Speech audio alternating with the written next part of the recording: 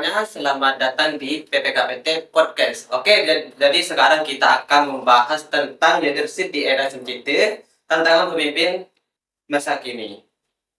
Dan tentunya teman-teman, kita udah kedatangan dua narasumber kita yang sangat luar biasa. Beliau juga salah satu sosok pemimpin yang integrasi dan empati dalam mengambil keputusan. Mungkin langsung saja, mungkin bisa kenalan dulu. Monggo komandan dulu. Ya, sebelumnya kenalkan nama saya Noval dari mahasiswa SBM, di mana saya menjabat ketua UKM ya, UKM dari UKM yang ada di kampus.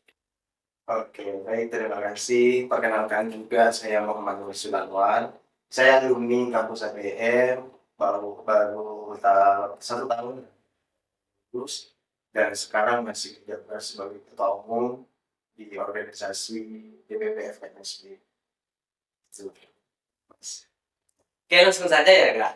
Ya. Jadi mungkin menurut Kakak nih pandangan, mungkin yang dimaksud dengan leadership di era sensitif itu apa sih Kak? Mungkin bisa dijelaskan Kak. Mungkin dari Kak Val aja dulu deh. Kemungkinan di era Sensitif. kalau dari aku pribadi ya, mengenai kepemimpinan di era sensitif ini mungkin bagaimana cara memimpin itu mengetahui cara atau mungkin gimana ya, buat kontrol organisasi maupun anggotanya di situ. Ini di sana yang lebih susah di sana yang sekarang, dan di era sekarang pemimpin itu harus serba tahu dan serba paham situasi kondisi yang ada di organisasi tersebut. Seperti itu. Kalau gampangnya seperti itu kalau saya.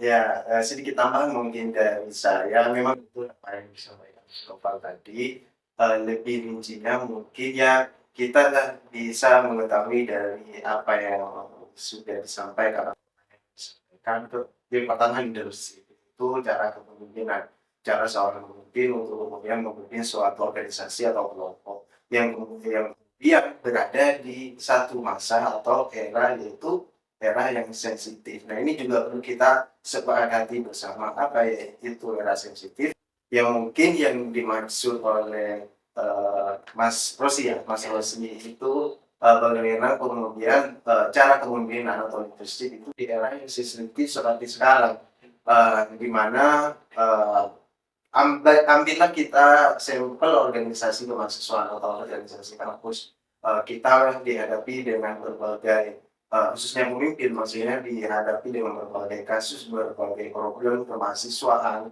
baik individu maupun kelompok yang ada di dalamnya. Dan seorang pemimpin, seorang leader harus berani mengambil keputusan yang tepat. Nah, itu kenapa kemudian sangat sensitif, karena memang harus betul-betul jeli dalam mengambil keputusan.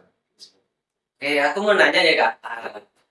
Mungkin menurut Kakak apa sih tantangan pemimpin pada zaman kini? Tantangannya Kak? Oke, saya dulu ya. Ya. Mengenai tantangan zaman sekarang ini, di arus informasi yang sangat cepat, terus kemudian penggiringan ini yang gampang juga. Tentunya banyak tantangan-tantangan yang baru sebenarnya baru muncul, otomatis perlu juga ditanggapi secara cepat. Karena pertanyaannya tantangan bagi seorang leadership dalam era sekarang, tentunya banyak. Salah satunya bagaimana bisa bisa menjawab beberapa keluhan, bisa menjawab beberapa tuntutan. Kalau seorang pemimpin pasti dari bawah, tentunya juga ada beberapa tuntutan dari atas mungkin untuk pemimpin. Nah, itu bagaimana cara tantangannya di sana, bagaimana kemudian seorang pemimpin itu bisa menjawab tuntutan-tuntutan yang ada. Tentunya di organisasi itu juga perlu diperhitungkan, perlu juga kita menata bagaimana kemudian tujuan-tujuan organisasi yang ada itu tetap berjalan, tentunya dengan cara menentukan skala. Iya kita kan Ini kalau tantangan memimpin di era sekarang ya lebih lebih ini sih yang aku rasain selama ini itu bagaimana kita menjadi wadah bagi anggota. Karena emang sekarang kan di era sekarang itu banyak banget ide, saran, kritik dari para anggota. Terutama kalau di aku sendiri banyak banget kritik, ada saran, ada masukan tuh ada banyak itu beda-beda semuanya kan. Itu yang buat sekarang tuh mungkin agak apa namanya agak bingung gimana cara ambil keputusan banyak suara terus tapi targetnya itu juga sama gitu loh. Itu susahnya di sana mungkin ya. Susah dan emang mimpi itu diwajibkan buat ambil keputusan yang tepat misalnya lebih banyak apa yang sih lebih banyak peluang positifnya lah dibandingkan. mungkin saya mau nanya lagi nih Kak, bagaimana kita itu sebagai pemimpin kita itu bisa tegas tanpa kehilangan empati gitu. Ya. Eh, boleh dari aku dulu deh pertama. Ya.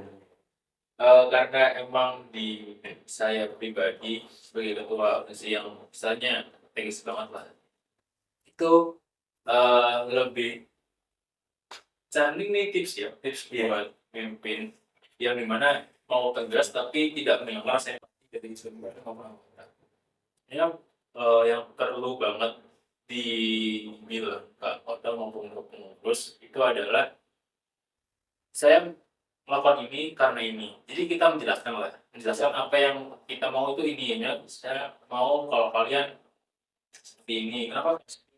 Nah, iman saya itu seperti ini. Kalau seperti ini nanti gimana lagi gitu. Jadi sebenarnya kita ngasih impact-nya tuh ini, tapi nanti kalau nggak ngelakuin itu resepnya kayak gini. Seperti itu sih. Benar kayak gitu. Kalau singkatnya dari saya sebenarnya. Iya, kalau dari saya tambahin sedikit, mungkin ini ya perlu juga kita kita apa ya memperbaiki persepsi lagi mengenai kata tegas.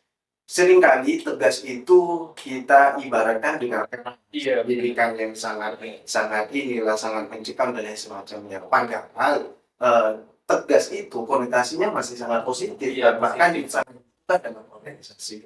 Nah, ketika disandingkan dengan empati tadi, sebenarnya dua-duanya ini masih berbarengan seharusnya memang sama-sama positif seperti itu. Jadi menurut saya memang seharusnya empati dan tegas ini sama-sama jalan. Nah, bagaimana kemudian para anggota kita itu atau para kader-kader kita yang ada di bawah itu juga memahami apa yang kita maksudkan, apa itu arti tegas, apa itu rasa empati dan lain semacamnya. Itu juga yang perlu kita sampaikan.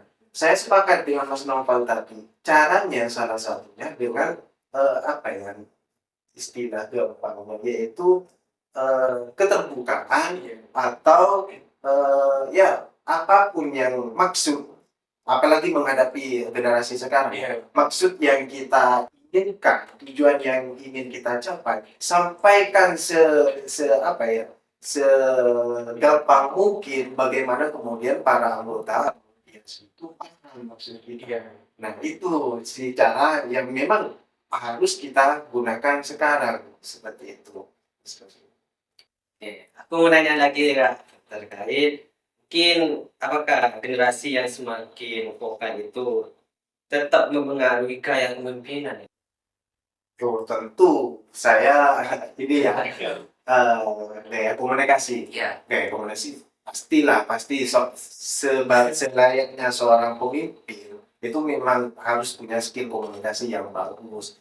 Ya, yang mananya seorang pemimpin dia nanti yang mengatur, mengarahkan terus kemudian yang menjadi siapa dan lain sebagainya. Otomatis ketika ada kesalahpahaman dalam komunikasi atau miskomunikasi itu akan berdampak fatal. Baik itu secara individu antar perseorangan maupun terhadap organisasi. Makanya kevokalan atau teknik komunikasi itu sangat penting bagi seorang leader. Sebenarnya kalau izin tambahan dulu Ya. saya terkait komunikasi ya itu wajib banget paham bisa mengerti terhadap apa yang mau disampaikan dulu karena miskom itu sumpah miskom itu setiap ada event apapun tuh ada aja miskomnya ada yang mungkin yang ditangkap, yang kita maksud itu ini, yang ditangkap itu beda. Itu emang gitu. Ya, betul. Tantangannya itu. Betul. Nah, sedikit tambahan mungkin Mas Rosi dari saya. Takutnya ada yang teman-teman ada yang salah nangkep nih. Saya tadi bilang pemimpin harus pintar cara komunikasi dan lain semacamnya.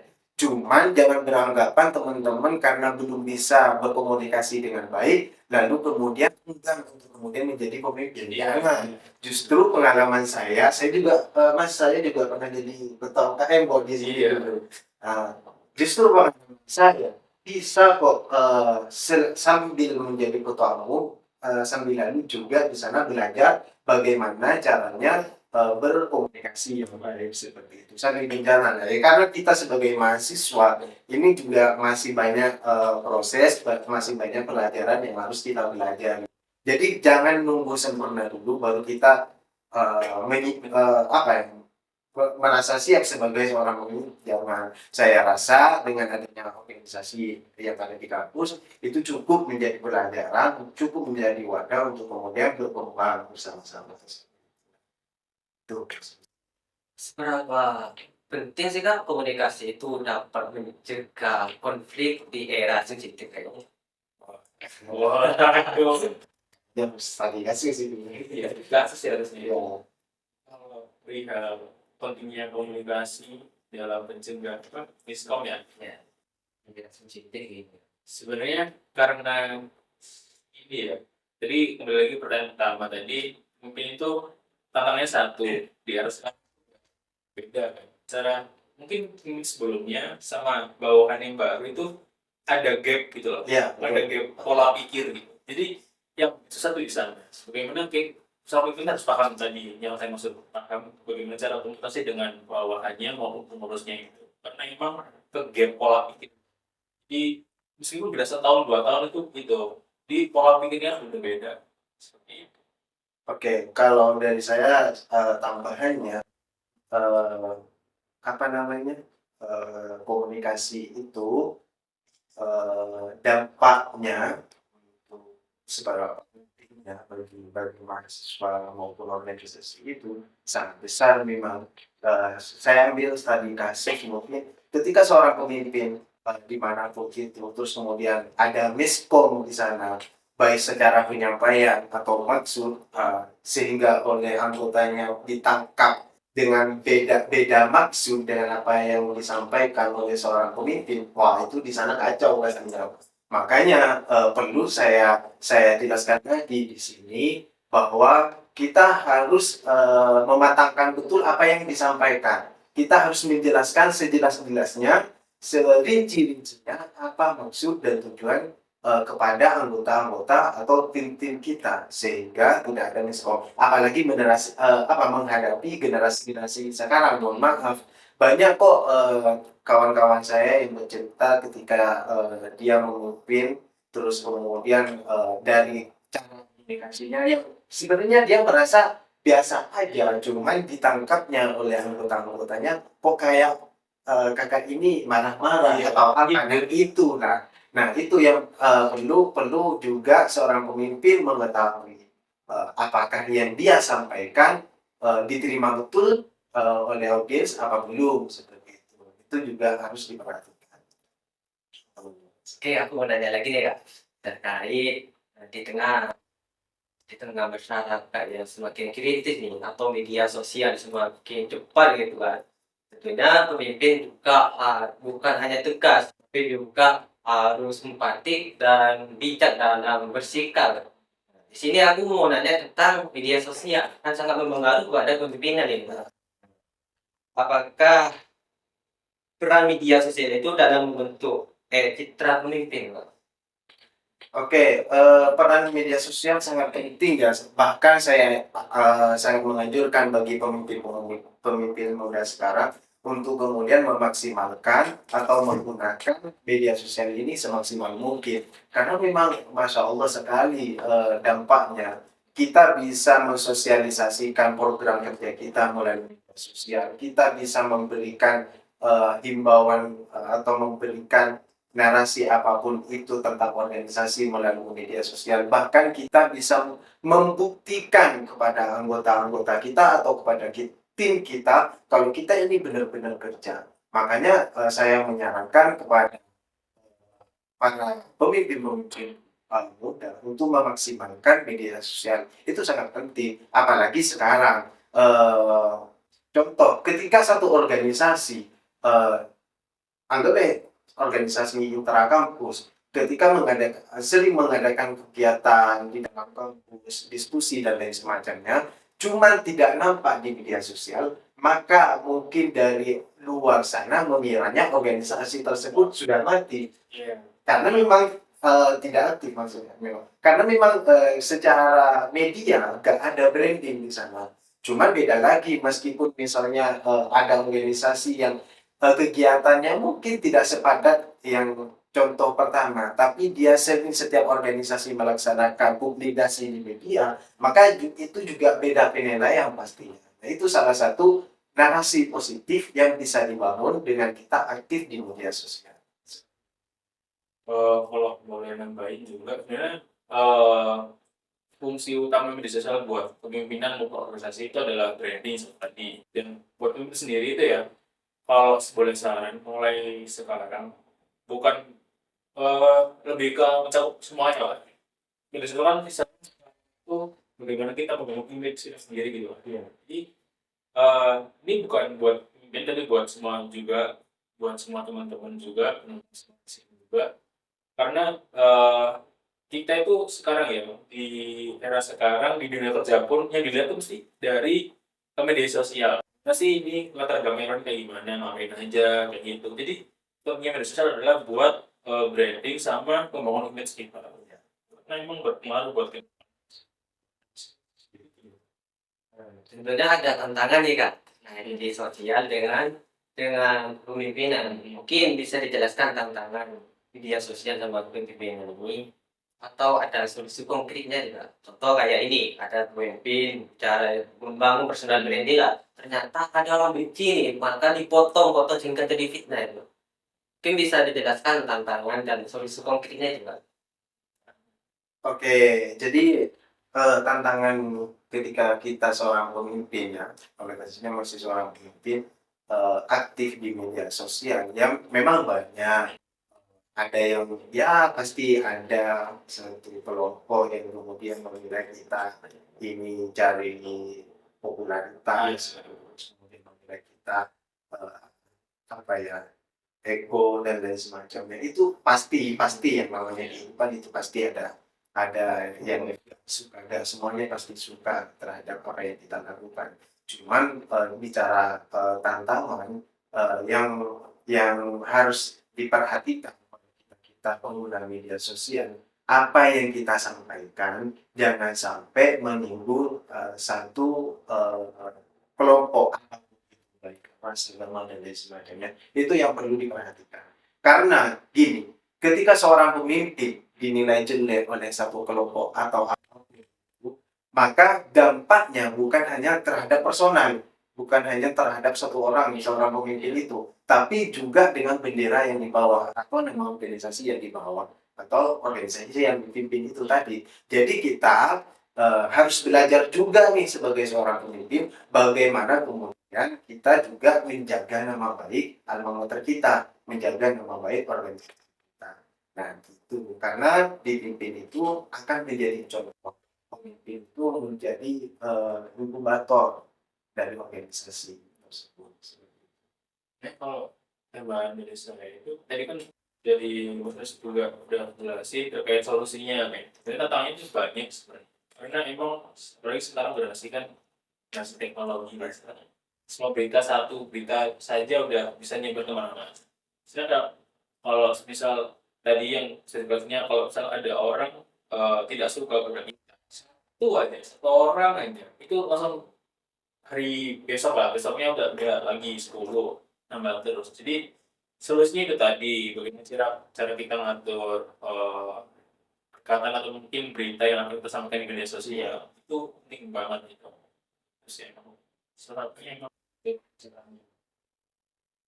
Sebenarnya ya Kak, mungkin Kakak untuk jabat menjadi pemimpin nih mengalami dilema antara empati dan keputusan tegas seperti ini. Monggo. Terkait ini kayak tentang sih tadi Menurut kakak, pas kalau jadi pemimpin ini mengalami dilema antara empati dan keputusan tegas. kalau dari saya pribadi sering karena emang gini ya, keputusan saya ambil itu kadang masih mungkin dari pribadi saya sendiri itu cocok lah ya, cocok. Tapi kalau sekiranya saya sampaikan, saya minta tolong ke mereka, sekiranya aman apa enggak gitu. Jadi gimana kalau dari saya pribadi, sekarang kan saya gaya kepemimpinannya itu saya enak, mereka juga enak semuanya gitu. Tapi yang kepinginnya gue itu seperti itu. Kadang itu balik lagi ke yang ditangkap sama bawahan kita, tim kita, anggota kita itu saya itu beda. Balik lagi ke komunikasi, penangkapan penyampaian kita itu yang harus diasah lagi gitu aja. Kalau emang buat kita negasin itu emang baru, tapi apa ya istilahnya ya, rasa kayak mau ngasih tugas, ngasih arahan itu kembali lagi ke diri kita masing-masing. Kayak sekiranya apa enggak ya? Bisa nggak ya sama mereka? Itu mungkin dilemanya itu sih bro. Iya. Gitu. Ya, kalau saya juga sering Mas sebenarnya di organisasi ini apakah harus berempati atau juga mementingkan kepentingan organisasi yang harus jalan itu. Iya, karena memang sering juga saya rasakan, sering juga saya alami ketika berada di organisasi, apalagi organisasi non profit, organisasi yang kita pada sekarang ini. Karena memang gini, sering terjadi ketika anggota itu apa ya, mengalami satu kondisi problem, baik itu mungkin di problem pribadi, terus kemudian di satu sisi juga anggota tersebut punya tanggung jawab organisasi, maka pastinya besar kemungkinan tanggung jawab yang di organisasi ini akan dalam tanda kutip terlalaikan karena ada problem itu tadi. Nah, ini yang sering kemudian menjadi dilema bagi kita seorang pemimpin. Apa kita harus menegaskan ulang terhadap anggota itu, atau kita membiarkan sebagai jawaban dari empati kita. Nah, itu sering juga dihadapi oleh saya, bro. Cuman kalau saya boleh menyarankan atau ngasih ide menanggapi situasi seperti ini, langkah yang paling tepat menurut saya yaitu pencegahan. Maksudnya gimana? Seiring berjalannya organisasi, saya yakin itu dan saya mengamini itu. Ketika anggota sudah loyalitasnya tinggi terhadap organisasi, maka sebesar apapun problemnya, sebesar apapun tantangan di depan, maka kita akan menghadapi itu sama-sama. Makanya gak ada tuh istilahnya anggota gak kerja karena masih ada kegiatan. Tetap banyak kok dari anggota-anggota yang saya temui, mereka tetap apa ya? Mereka tetap memberontak maksudnya mengeluh. Capek kak gini kak, tapi tetap dilaksanakan karena mereka masih paham, oh ini masih tanggung jawab saya. Tapi juga banyak anggota yang dia karena capek langsung menghilang, itu juga banyak. Jadi dari awal, dari pola kaderisasinya harus kuat. Bagaimana kemudian seorang pemimpin dan timnya membentuk karakter para kader yang kuat sehingga bisa dibawa ke medan perjalanan. Mungkin ini menurut kakak nih pemimpin yang ideal untuk zaman sekarang itu gimana? Oke, pemimpin yang ideal menurut saya menghadapi era yang serba cepat, informasi dan lain sebagainya yang sangat instan ini, maka saya rasa idealnya seorang pemimpin punya beberapa hal yang menurut saya harus dimiliki. Yang pertama, apabila kita memimpin satu organisasi yang memang non-profit, maka yang paling penting menurut saya adalah pemimpin yang bisa menjadi inisiator. Tujuan organisasi itu banyak, program kerja dari organisasi banyak. Cuman kadang yang diperlukan dari seorang pemimpin adalah untuk memulai kegiatan apapun itu, program kerja apapun itu. Kadang seorang organisasi lalai atau bingung untuk memulai. Padahal sebenarnya polanya sangat simpel, tinggal membentuk membentuk tim, memberikan tugas ke tim-tim, pembagian dan lain sebagainya, udah jalan itu. Tinggal monitoring nanti seperti apa polanya dan sebagainya. Cuman karena padatnya mungkin kegiatan dan problem pribadi dan lain semacamnya, sehingga untuk menginisiasi satu kegiatan itu sangat sulit. Itu yang pertama. Yang kedua, seorang pemimpin memang skill komunikasi memang harus bagus. Apapun itu, apalagi di era digitalisasi sekarang, semuanya serba cepat juga. Jadi perlu juga eh, mengasah skill komunikasi, karena itu penting agar kemudian informasi yang kita sampaikan tidak salah ditangkap oleh para anggota kita. Dan yang terakhir pastinya yang berintegritas. Saya perlu juga kita sebagai seorang pemimpin harus cari yang berintegritas, yang bertanggung jawab. Karena kalau seorang pemimpin di awal sudah dinilai kurang berintegritas oleh para timnya atau para anggotanya, maka eh, kemungkinan besar anggota-anggota atau tim-timnya akan kehilangan respect dan pemimpin tersebut. Gak usah jauh-jauh lah, kita misalkan melihat satu pemimpin yang tidak adil dan lain semacamnya, maka kita akan kehilangan rasa respect. Itu juga pasti kita rasakan di organisasi. Tadi itu, wah itu adalah pokoknya itu ya, pokoknya. Terus kalau boleh nambahin ya Mas ya, terkait pemimpin apa ya, sifat pemimpin yang harus ada buat sekarang itu ini. Yang satu itu mau nggak mau harus apa ya, mengayomi, mau nggak mau itu buat sekarang itu wajib kayak mengayomi ini misalnya buat lah kalian itu sebagai wadah buat anggota kalian. Kalau ada kritik, saran, apapun itu terima aja dulu. Siapa itu buat masukan kita, evaluasi diri kita masing-masing kayak kok ada evaluasi dari anggota saya ini. Ya udah diterima aja nggak apa-apa. Misalnya eh tapi buat sekarang karena terus sekarang tuh apa ya? Kritiknya itu kritik banget kan. Kalau nggak suka tuh bilang nggak suka. Kalau suka ya ini tuh. Terus habis itu eh ini kalau dari saya pribadi itu pemimpin harus punya sifat ini, mungkin dibilangnya harus bisa yang namanya ngambil keputusan yang tepat dan cepat, dan tahu dan bukan tahu sih, lebih ke arah paham solusi nanti kalau misal di keputusan yang diambil misalnya ini nah nanti kalau misal ada something atau mungkin ada ancaman di sana, dia harus bisa ngasih apa ya, solusi buat oh ada ancaman nih, dia harus gimana gitu, solusinya itu harus cepat, itu aja sih. Karena emang bukan gara-gara sih, balik lagi ke era sekarang kayak gitu, harus bisa nyiapin yang benar, solusi yang benar, biar para anggota ini, teman anggota itu biar bisa paham kalau nanti ganti, mereka tuh harus bisa nyiapin kayak gitu gitu loh. Regenerasinya harus ada gitu. Mungkin ini yang paling terakhir ya. Mungkin satu pesan penting nih untuk calon pemimpin di era digital ini. Mungkin satu pesan.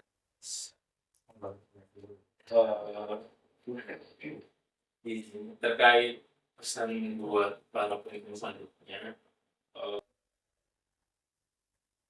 ini sih saya lebih menekankan ke arah bagaimana kita jangan gengsi buat bertanya ke anggota.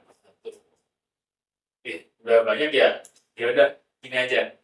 Istilahnya jangan baru untuk bertanya dari kelas sendiri ke para anggota itu aja sih kalau dari aku.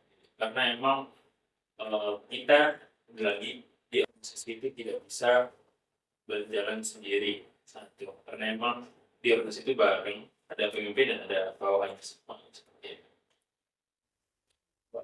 Oke, kalau dari saya saran-saran untuk memimpin masa kini itu yang pertama, eh, sebagai seorang pemimpin tentunya harus bijak dalam mengambil keputusan. Bijak maksudnya berdampak baik bagi semua semua kalangan, bukan hanya berdampak baik bagi individu seperti itu. Karena yang namanya organisasi kita itu sekumpulan dari beberapa orang yang mempunyai tujuan yang sama seperti itu. Dan salah satu ditunjuknya seorang pemimpin agar kemudian membimbing atau mengarahkan kelompok ini untuk mencapai satu tujuan itu. Jadi seorang pemimpin nggak boleh egois. Seorang pemimpin memang harus memikirkan semuanya, memikirkan kepentingan organisasi. Karena dari awal pemimpin itu dipilih untuk itu memang.